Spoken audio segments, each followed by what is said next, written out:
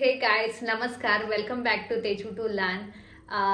जय Shri Krishna everyone. So आज आपण पाहणार आहोत प्रायव्हेट लिमिटेड कंपनीसाठी कोणकोणत्या प्रकारचे डॉक्युमेंट्स लागतात ते आज आपण पाहणार आहोत. सो फर्स्ट इम्पॉर्टंट कुठलीही कंपनी असेल तर त्याच्यासाठी मोस्ट इम्पॉर्टंट डॉक्युमेंट असतो तो आहे पॅन कार्ड. सो पॅन कंपनीचं पॅन कार्ड हे खूप इम्पॉर्टंट आहे. त्याच्यानंतर सेकंड डॉक्युमेंट येतो COI, सर्टिफिकेट ऑफ इन्कॉर्पोरेशन. हे सुद्धा मोस्ट इम्पॉर्टंट आहे प्रायव्हेट लिमिटेड कंपनीसाठी. त्याच्यानंतर जे नेक्स्ट डॉक्युमेंट्स आहे ते आहे MOA, मेमोरंडम ऑफ असोसिएशन. आणि त्याच्यानंतर जे डॉक्युमेंट्स येतात ते आहे AOA, आर्टिकल ऑफ असोसिएशन.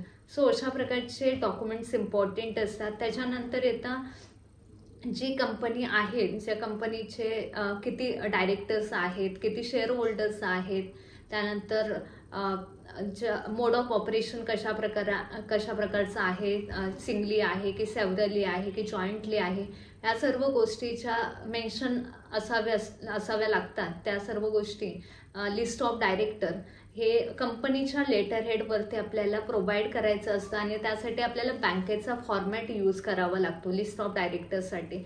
त्यानंतर आहे शेअर होल्डिंग पॅटर्न. मग शेअर होल्डिंग कशा प्रकारे आहे, कुठल्या पार्टनर्सला किती शेअर्स आहेत किंवा एखादी कंपनी त्याच्यामध्ये इन्व्हॉल्व असेल तर त्या कंपनीसाठी कोणकोणत्या प्रकारचे शेअर होल्डिंग दिलेले आहे, किती शेअर्स त्या कंपनीचे त्या प्रायव्हेट लिमिटेड कंपनीमध्ये इन्व्हॉल्व आहेत, हे सुद्धा कंपनीला आपल्या लेटर हेडवरती बँकेला प्रोव्हाइड करावं लागतं आणि त्यासाठी त्यांना बँकेचा फॉर्मॅट यूज करायचा असतो. सो त्याच्यानंतर येतं BR, board resolution copy. So board resolution कॉपीसाठी काय आहे तर त्याच्यामध्ये त्यांना जे CNP असेल, कॉर्पोरेट नेट बँकिंग, मग त्यासाठी कशा प्रकारचे राईट्स द्यायचे आहेत, कोणाला किती राईट्स द्यायचे आहेत, किंवा त्याच्यामध्ये मेकर कोण असेल किंवा चेकर कोण असेल, त्यानंतर त्यामध्ये जे मोड ऑफ ऑपरेशन आहे ते कसं ठेवायचं आहे, सिंगली आहे, सेव्हरली आहे, जॉईंटली आहे. सो या सर्व ज्या गोष्टी मेन्शन करायच्या असतात ते BR मध्ये मेन्शन कराव्या लागतात आणि हा सर्व जो फॉर्मॅट आहे तो बँकचा फॉर्मॅट यूज करावा लागतो आणि हे सर्व कंपनीला आपल्या लेटर हेडवरती द्यावं लागतं. सो त्याच्यानंतर येतं की कंपनीला ॲड्रेस प्रूफ साठी काय यूज करायचं आहे. जर कंपनीचा रजिस्टर ॲड्रेस हा दुसऱ्या ठिकाणचा असेल आणि कम्युनिकेशन ॲड्रेस हा दुसऱ्या ठिकाणचा असेल तर त्यांना MCA जे MSME सर्टिफिकेट, मग त्याच्यासाठी शॉप इस्टॅब्लिशमेंट लायसन्स असेल किंवा इतर अजून वेगवेगळे जे लायसन्स आहेत MSME साईडचे ते लायसन्स प्रोव्हाइड करावे लागतात. किंवा GST असेल, तुमचे GST जे कम्युनिकेशन ॲड्रेसवरती असेल तर कम्युनिकेशन ॲड्रेससाठी तुम्ही GST सुद्धा देऊ शकता. त्याच्यानंतर आहे अकाउंट ओपनिंग चेक.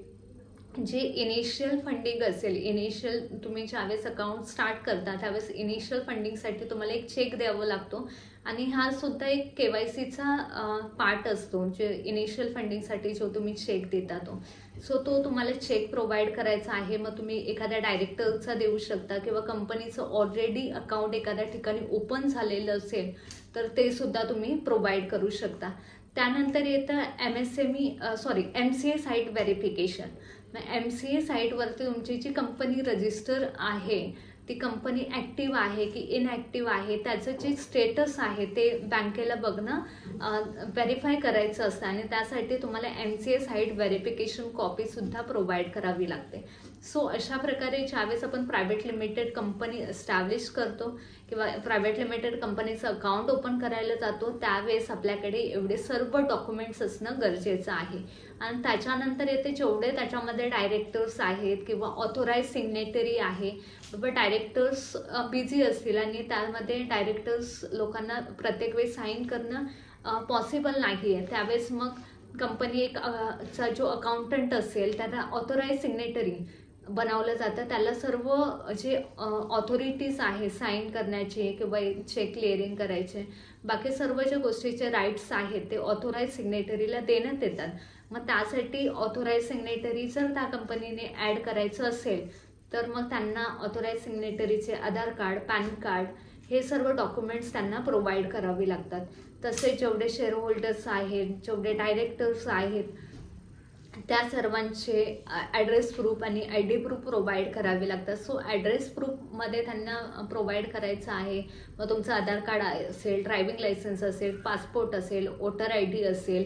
सो अशा प्रकारचे किंवा गव्हर्नमेंट इश्यूड एखादं कार्ड असेल, ते सर्व तुम्ही प्रोव्हाइड करू शकता. आणि ID प्रूफमध्ये तुम्हाला प्रोव्हाइड करायचं आहे तुमचं pan card. So pan card necessary आहे. सो अशा प्रकारची लिस्ट ऑफ पार्टनरशिप अकाउंटसाठी लिस्ट आहे. सो अशा प्रकारे इन केस तुम्ही प्रायव्हेट लिमिटेड कंपनीचा विचार करत असाल तर तुमच्याकडे एवढे सर्व डॉक्युमेंट्स असणं गरजेचं आहे.